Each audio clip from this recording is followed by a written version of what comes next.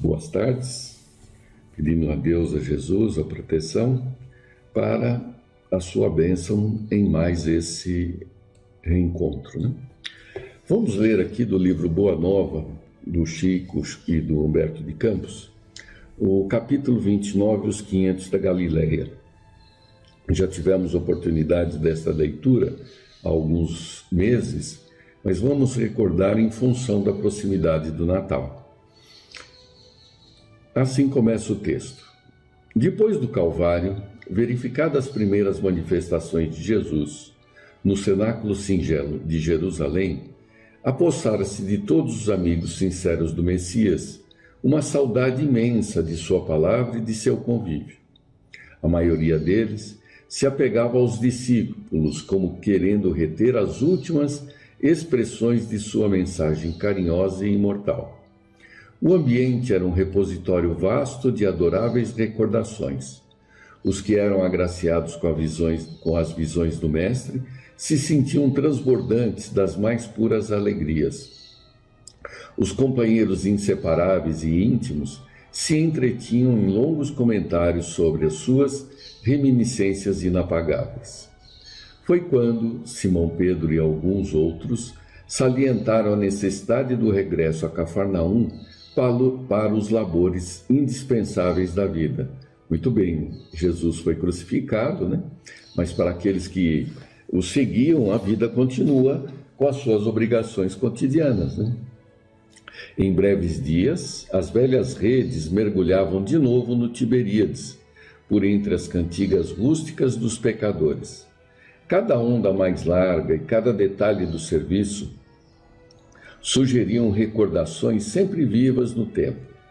As refeições ao ar livre lembravam o contentamento de Jesus ao partir o pão. O trabalho, quanto mais intenso, como que avivava a sua recomendação de bom ânimo, e a noite silenciosa reclamava a sua bênção amiga. Embebidos na poesia da natureza, os apóstolos organizavam os mais elevados projetos com relação ao futuro do Evangelho. A residência modesta de Cefás, obedecendo às tradições dos primitivos ensinamentos, continuava a ser o parlamento amistoso, onde cada um expunha os seus princípios e as suas confidências mais recônditas. Mas, ao pé do monte onde Cristo se fizera ouvir algumas vezes, exalçando as belezas do reino de Deus e da justiça, reuniam-se invariavelmente todos os antigos seguidores mais fiéis, que se haviam habituado ao doce alimento de sua palavra inesquecível. Os discípulos não eram estranhos a essas rememorações carinhosas, e ao cair da tarde, acompanhavam a pequena corrente popular pela via das recordações afetuosas. Interessante estabelecerem o pé do monte como um ponto de encontro regular, né? Sem nenhuma formalização prévia, né? Era algo espontâneo. Falava-se vagamente de que o mestre voltaria ao monte para despedir-se. Alguns dos apóstolos aludiam às visões em que o Senhor prometia fazer de novo ouvida a sua palavra num dos lugares prediletos das suas pregações de outros tempos. Numa tarde de azul profundo, a reduzida comunidade de amigos do Messias, ao lado da pequena multidão, reuniu-se em preces, no sítio solitário. João havia comentado as promessas do Evangelho, enquanto na encosta se amontoava a assembleia dos fiéis seguidores do Mestre. Viam-se ali algumas centenas de rostos embevecidos e ansiosos. Eram romanos de mistura com judeus desconhecidos, mulheres humildes conduzindo os filhos pobres e descalços, velhos respeitáveis cujos cabelos alvejavam da neve dos repetidos invernos da vida. Nesse dia, como que a antiga atmosfera se fazia sentir mais fortemente. Por instinto, todos tinham a impressão de que o Mestre voltaria a ensinar as bem-aventuranças celestiais. Os ventos recendiam suave perfume, trazendo as harmonias do lago próximo. Do céu muito azul, como em festa, para receber a claridade das primeiras estrelas, parecia descer uma tranquilidade imensa que envolvia todas as coisas. Foi nesse instante, de indizível grandiosidade, que a figura do Cristo assomou no cume iluminado pelos derradeiros raios do sol. Era ele. Seu sorriso desabrochava tão meigo como ao tempo glorioso de suas primeiras pregações, mas de todo o seu vulto se irradiava a luz tão intensa que os mais fortes dobraram os joelhos. Alguns soluçavam de júbilo, presas das emoções mais belas de sua vida. As mãos do Mestre tomaram a atitude de quem abençoava, enquanto um divino silêncio parecia penetrar a alma das coisas. A palavra articulada não tomou parte naquele banquete de luz imaterial. Todos, porém, lhe perceberam a amorosa despedida e, no mais íntimo da alma, lhe ouviram a exortação magnânima e profunda. Então, destaca-se daqui, né, essa fala direta aos corações, né? Como ele coloca, enquanto um divino silêncio parecia penetrar as almas das coisas. A palavra articulada não tomou parte naquele banquete de luz imaterial. Então, é uma comunicação de espírito para espíritos. E aqui vamos descrever exatamente as palavras que Humberto de Campos trouxe como mais um componente do próprio Evangelho, que são as palavras do Cristo. Abre aspas. Amados, a cada um se afigurou escutar na câmara secreta do coração. Eis que retorno à vida em meu Pai para regressar à luz do meu reino. Enviei meus discípulos como ovelhas ao meio de lobos e vos recomendo que lhes sigais os passos no escabroso caminho. Depois deles, é a vós que confio a tarefa sublime da redenção pelas verdades do Evangelho. Eles serão os semeadores, vós sereis o fermento divino. Instituo-vos os primeiros trabalhadores, os herdeiros iniciais dos bens divinos. Para entrardes na posse do tesouro celestial, muita vez experimentareis o martírio da cruz e o fel da ingratidão. Em conflito permanente com o mundo, estareis na terra, fora de suas leis implacáveis e egoístas, até que as bases do meu reino de concórdia e de justiça se estabeleçam no espírito das criaturas. Negai-vos a vós mesmos, como neguei a minha própria vontade na execução dos desígnios de Deus, e tomai a vossa cruz para seguir-me. Então, só interrompendo, ele exorta a pregação dos primeiros discípulos e converte esses presentes ao pé do monte como a segunda onda que levará a palavra dele ao resto do mundo. Continua. Séculos de luta vos esperam na estrada universal. É preciso imunizar o coração contra todos os enganos da vida transitória, para que a soberana grandeza da vida imortal. Vossas sendas estarão repletas de fantasmas de aniquilamento e de visões de morte. O mundo inteiro se levantará contra vós, em obediência espontânea às forças tenebrosas do mal, que ainda lhe dominam as fronteiras. Sereis escarnecidos e aparentemente desamparados. A dor vos assolará as esperanças mais caras. Andareis esquecidos na terra, em supremo abandono do coração. Não participareis do venenoso banquete das posses materiais. Sofrereis a perseguição e o terror, e tereis o coração coberto de cicatrizes e de ultrajes. A chaga é o vosso sinal, a coroa de espinhos o vosso símbolo. a cruz o recurso ditoso da redenção.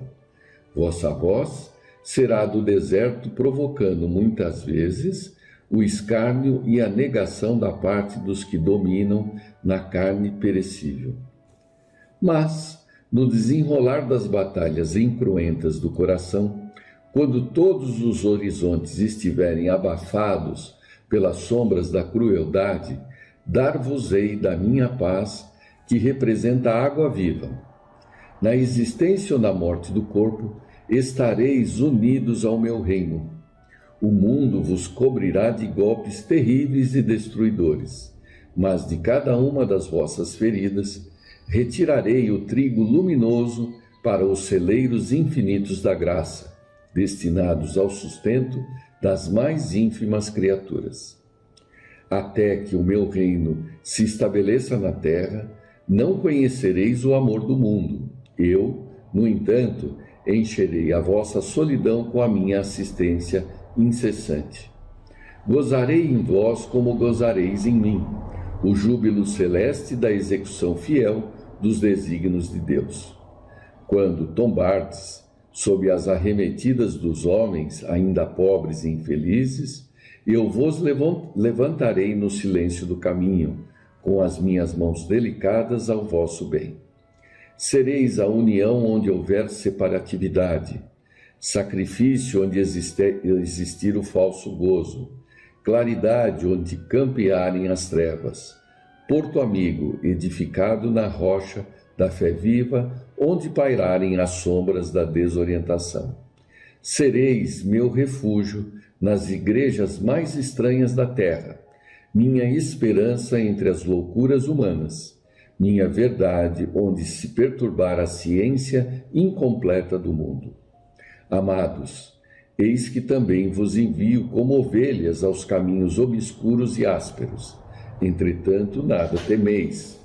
Sede fiéis ao meu coração como vos sou fiel, e o bom ânimo representará a vossa estrela. Ide ao mundo, onde teremos de vencer o mal. Aperfeiçoemos a nossa escola milenária, para que aí seja interpretada e posta em prática a lei do amor do nosso Pai, em obediência feliz à sua vontade augusta. Sagrada emoção senhoreará-se das almas em êxtase de aventura. Foi então que observaram o Mestre rodeado de luz, como elevar-se ao céu em demanda de sua gloriosa esfera do infinito. Então, por que do destaque desse trecho? Porque compõe o Evangelho tanto quanto o que nos foi escrito, com uma ressalva de que esta seria, em tese, a derradeira mensagem de Jesus, as palavras de Jesus, só que agora ditas diretamente ao coração daqueles que o seguiram. E é exatamente um resumo da história da humanidade, assim como essa confiança sobre a superação dos problemas presentes, né? E aí continua Humberto de Campos. Os primeiros astros da noite brilhavam no alto como flores radiosas do paraíso. No Monte Galileu, 5 centenas de corações palpitavam, arrebatados por intraduzível júbilo. Velhos trêmulos e encarquilhados desceram a encosta, unidos uns aos outros, como solidários para sempre no mesmo trabalho de grandeza imperecível. Anciãs de passo vacilante, coroadas pela neve das experiências da vida, abraçavam-se as filhas e netas, jovens e ditosas, tomadas de indefinível embriaguez d'alma. Romanos e judeus, ricos e pobres, confraternizavam felizes, adivinhando a necessidade de cooperação na tarefa santa. Os antigos discípulos, cercando a figura de Simão Pedro, choravam de contentamento e esperança. Naquela noite de imperecível recordação, foi confiado aos 500 da Galileia o serviço glorioso da evangelização das coletividades terrestres. sob a inspiração de Jesus Cristo. Mal sabiam eles, na sua mísera condição humana, que a palavra do Mestre alcançaria os séculos do porvir. E foi assim que, representando o fermento renovador do mundo, eles reencarnaram em todos os tempos, nos mais diversos climas religiosos e políticos do planeta, ensinando a verdade e abrindo novos caminhos de luz através dos bastidores eternos do tempo. Foram eles os primeiros a transmitir a sagrada vibração de coragem e confiança aos que tombaram no campo do martírio, semeando a fé no coração pervertido das criaturas. Nos circos da vaidade humana, nas fogueiras e nos suplícios, ensinaram a lição de Jesus, com resignado heroísmo. Nas artes e nas ciências, plantaram concepções novas de desprendimento do mundo e de belezas do céu, e no seio das mais variadas religiões da terra, continuam revelando o desejo do Cristo, que é de união e de amor, de fraternidade e concórdia. Na qualidade de discípulos sinceros e bem-amados, desceram aos abismos mais tenebrosos, redimindo o mal com seus sacrifícios purificadores, convertendo as luzes do Evangelho à corrente da redenção, os espíritos mais empedernidos. Abandonados e desprotegidos na terra, eles passam, edificando no silêncio as magnificências do reino de Deus nos países dos corações e, multiplicando as notas de seu cântico de glória por entre os que se constituem instrumentos sinceros do bem com Jesus Cristo, formam a caravana sublime que nunca se dissolverá. Pois bem, certamente tivemos contatos com alguns desses 500 ao longo da nossa existência e presentemente temos a falange do Cristo protegendo essa casa e a própria doutrina e a toda a obra de Jesus, né?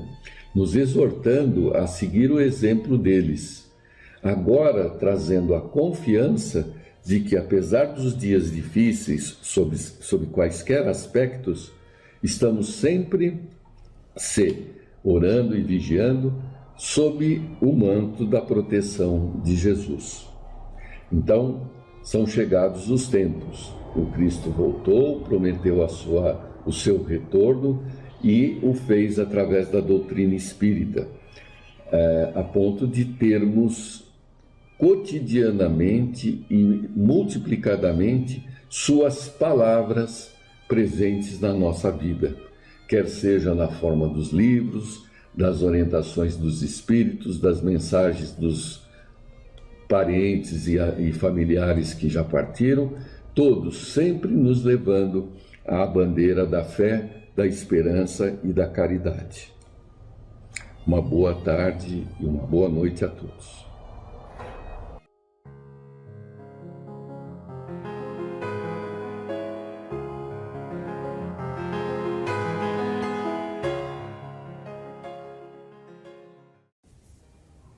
Olá! Na palestra de hoje nós vamos estudar sobre a reencarnação. Nós vamos fazer algumas reflexões e elas estão no Livro dos Espíritos e também no livro Estudando o Evangelho de Martins Peralva. Então é a mensagem de número 13, Reencarnação. Reencarnação e família. Ninguém verá o reino de Deus se não nascer de novo. Nós que abraçamos aqui a doutrina espírita, nós estamos em contato constante com essa lei, a reencarnação. Isso é uma verdade para nós que estamos no espiritismo. Mas às vezes nós viemos de outras religiões ou convivemos com pessoas de outras religiões que têm um outro pensamento, inclusive aquelas que não acreditam em Deus, né? Aqueles que se declaram ateus. Então, para eles é muito difícil entender o que é a reencarnação e aceitar Então, tem sempre os opositores da reencarnação. Vamos ver o que Martins Peralva nos traz e, à medida do possível, a gente vai colocar também o Livro dos Espíritos. Eu trouxe aqui algumas questões para nós conversarmos. Então, vamos lá. Texto 13, Reencarnação e Família.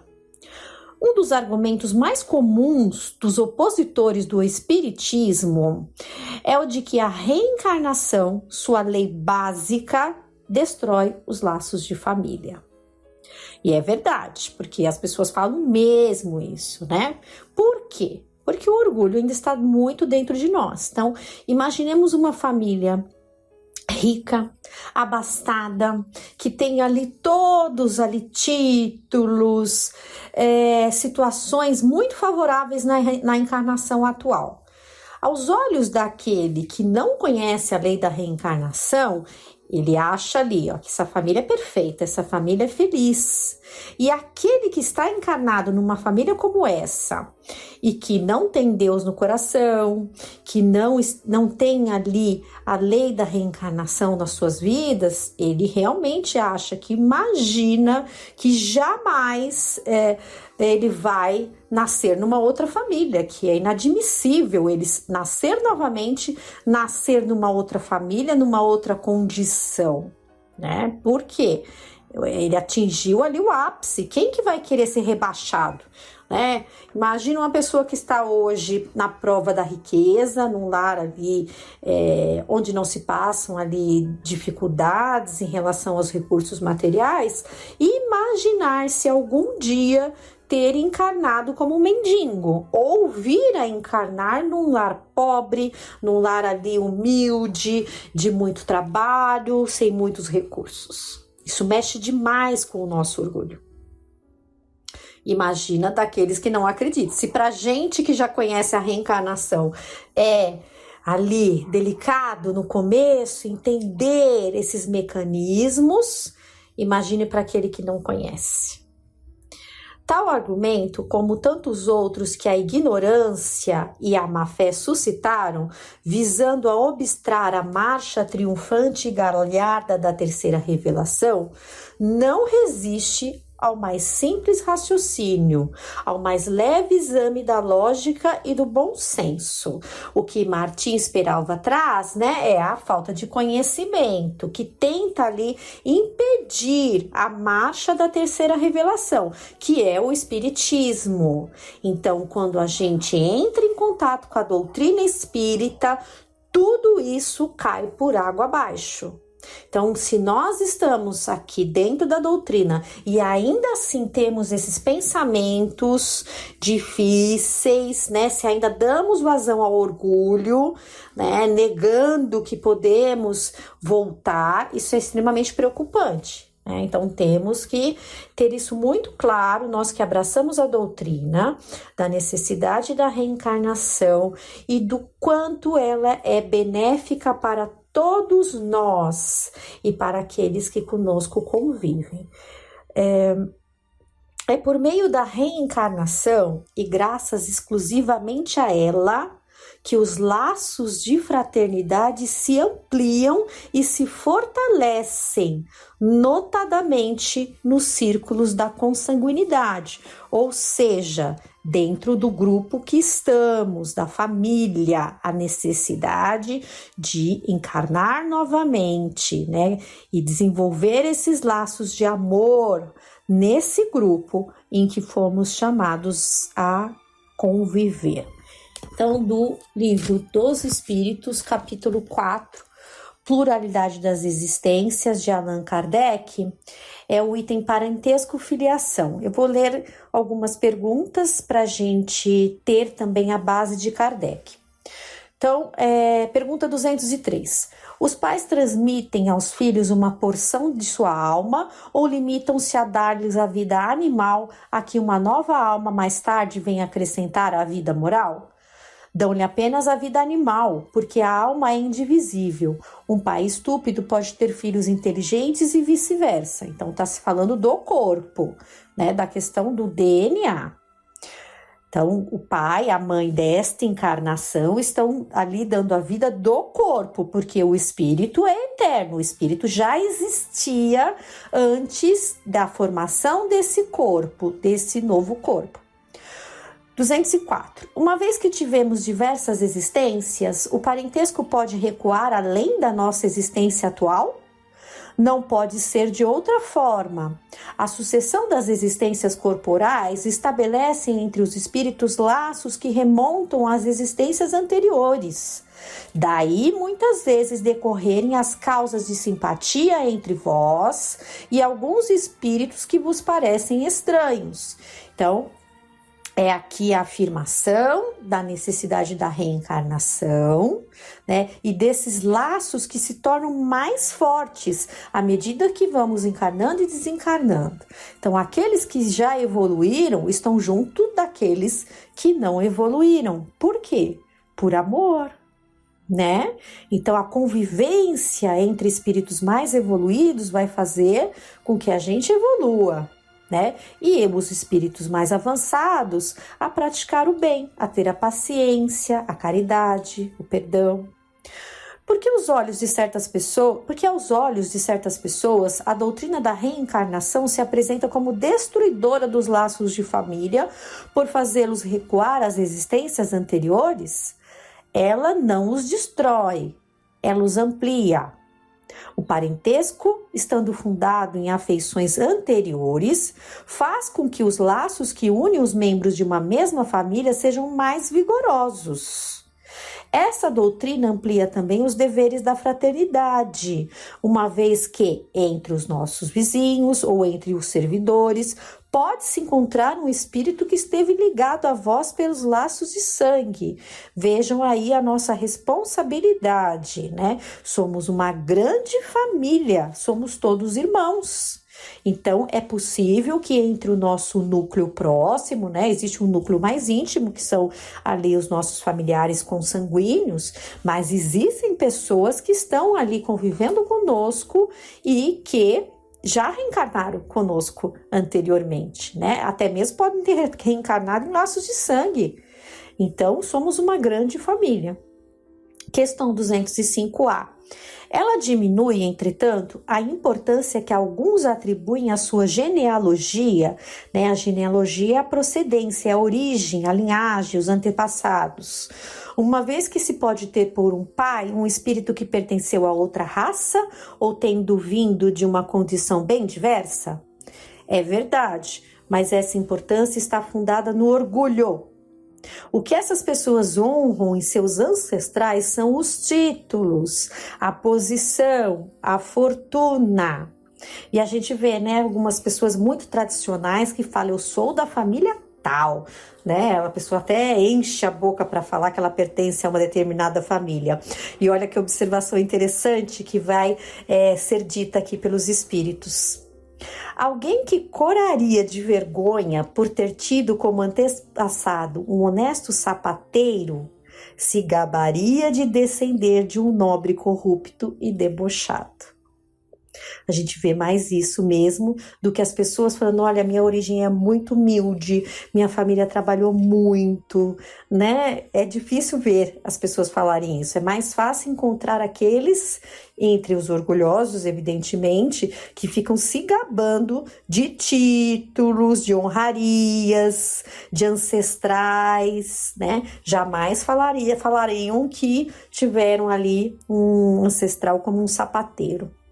Mas o que quer que eles digam ou façam não impedirão as coisas de ser o que são, porque Deus não formulou as leis da natureza de acordo com a vaidade deles. Então, voltando aqui ao Estudando o Evangelho, do Martins Peralva, o texto, vamos lá. Sem as noções da palingenesia, que é o retorno à vida, a reencarnação, reduzida seria a nossa família espiritual, porque em princípio também reduzida seria a nossa família corporal. Pela reencarnação, prolongam-se as afeições além da vida física. E é isso, a gente tem ali os nossos, quanta saudade nós temos daqueles que partiram. Então, se prolonga, né? Esse reencontro ocorrerá no plano espiritual, né?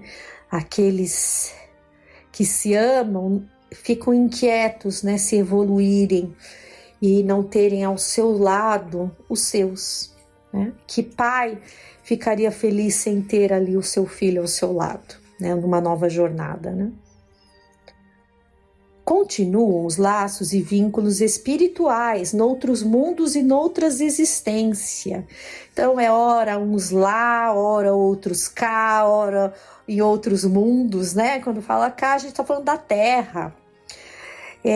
Me fez lembrar, para aqueles que não conhecem, no nosso lar, tem ali o relato da família do Lísias, né? Que é um rapaz que está ali, um enfermeiro que está ali ajudando o André Luiz ali na sua adaptação à colônia Nosso Lar. E ali eles falam muitas vezes da família do Lísias, que o pai, inclusive, já reencarnou, a dona Laura está sendo preparada para reencarnar, né? André Luiz dedica um capítulo para falar dela, fala de uma neta que recém voltou ao plano espiritual. Então é essa troca, é esse intercâmbio mesmo. Por seu intermédio, estabelecem-se ligações eternas entre corações que se reencontram inúmeras vezes na paisagem do mundo, renovando experiências de aprimoramento. Então é um reencontro, né? Quando nós perdemos, entre aspas, né? Alguém que parte, que desencarna, nós ficamos ali, né? Saudosos, querendo de novo essa pessoa ao nosso lado, na carne, né? Um reencontro, ansiando um novo reencontro para continuar.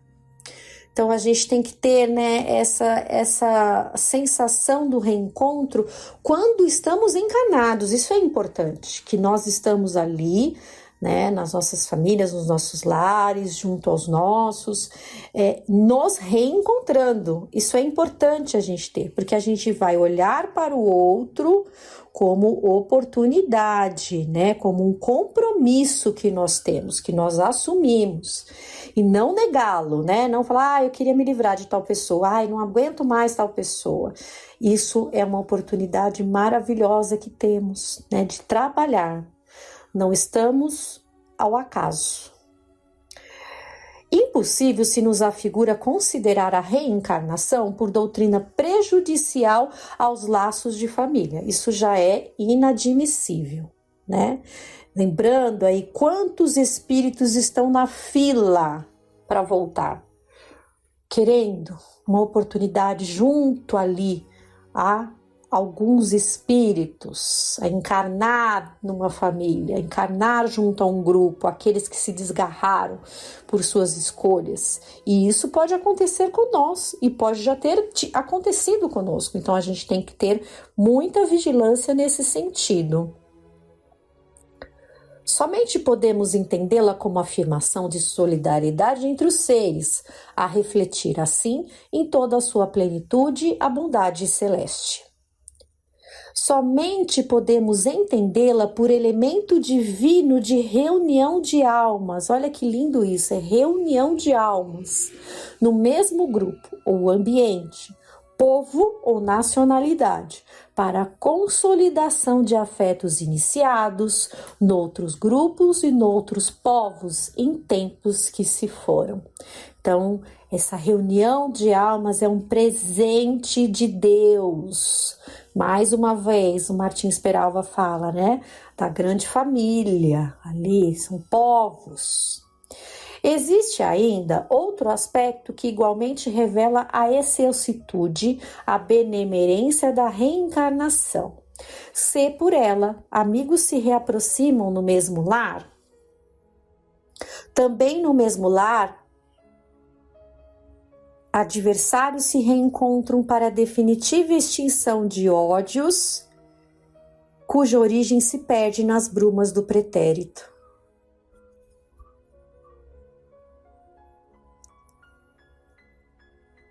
Não fora a reencarnação, faltar-nos-iam oportunidades de reconciliação com aqueles a quem ofendemos, ou ferimos, ou que nos ofenderam ou feriram. Quanta justiça, né? Porque aqui o ponto é, nós conseguimos seguir a recomendação do Cristo de nos reconciliarmos com aqueles que estão conosco, que estão a caminho de nós, né, que estão no nosso caminho.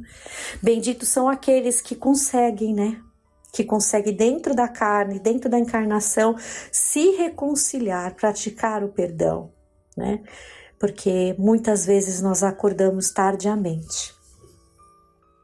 Logo, benéficos são os efeitos, as consequências da reencarnação. Como poderíamos, igualmente, restabelecer o contato com almas que semearam espinhos em nosso caminho e com almas que tiverem em seu caminho pedras colocadas por nós? Isso aqui, esse parágrafo é muito importante. Então, somente através da reencarnação, que é um tesouro, um verdadeiro tesouro, nós poderíamos estar ali com almas que foram prejudicadas por nós e por almas que nos prejudicaram. Para o quê? Para que nós possamos praticar o perdão, o amor, a reconciliação. Como poderíamos voltar ao cenário terrestre a fim de, ao lado de companheiros de outras jornadas, concluir programas individuais ou coletivos apenas esboçados ou simplesmente iniciados? Então, há muito a ser feito, né? Imagine se tivesse uma ruptura, se a cada nova encarnação a gente tivesse que recomeçar do zero. Como nos reabilitarmos perante as almas que, situadas em nossa estrada evolutiva, na condição de filhos e esposas, parentes e amigos, tiveram suas vidas e seus destinos complicados pela nossa desatenção aos preceitos do Evangelho? Né? No mundo espiritual, a nossa visão é outra, né? Ela é mais ampliada. Benditos são os que percebem ainda na carne, né? A nossa necessidade ali, esses laços de família que nos proporcionam a prática do bem, a prática da boa nova, o acolhimento, o perdão, a reconciliação, colocarmos de novo, guiarmos para o caminho aqueles que foram desviados pelo nosso orgulho, pelo nosso ódio, pela nossa vaidade, pela nossa intransigência. Como vemos, ao invés de destruir os laços de família, os liames da consanguinidade, a reencarnação os fortalece e consolida. Assegura-lhes a perpetuidade na Terra e em outros mundos, né? Então vamos caminhando juntos.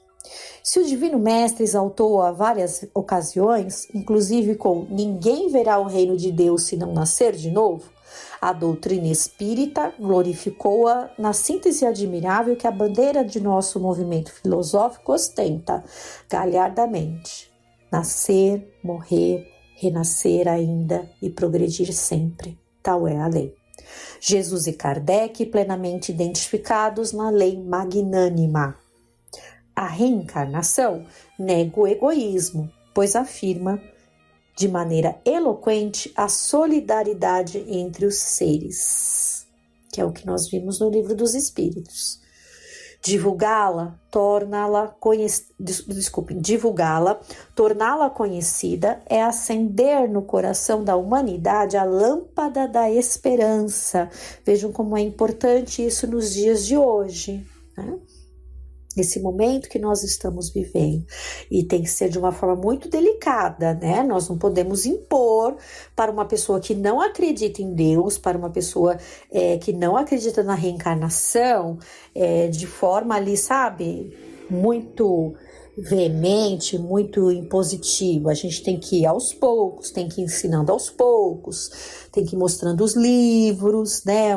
Ali bem pouquinho, e a pessoa vai sendo tocada e vai fortalecendo a sua confiança, a sua esperança no porvir. Ela dissolve o preconceito em qualquer de suas manifestações. A reencarnação é bálsamo também para o sofrimento. quantos corações ali são acendidos novamente, né? Iluminados com esse bálsamo. É chave que abre a porta para a compreensão dos mais complexos problemas humanos. É luz que clareia a noite de nossos sofrimentos e de nossos anseios para a vida mais alta. A reencarnação, em síntese, é amor. Então, é a prática do amor. Amai-vos uns aos outros. E é o amor de Deus por nós, onde permite a oportunidade da reparação. Então, que tenhamos boas reflexões a respeito da reencarnação. Esse era o texto de hoje. Então, que todos fiquemos em paz.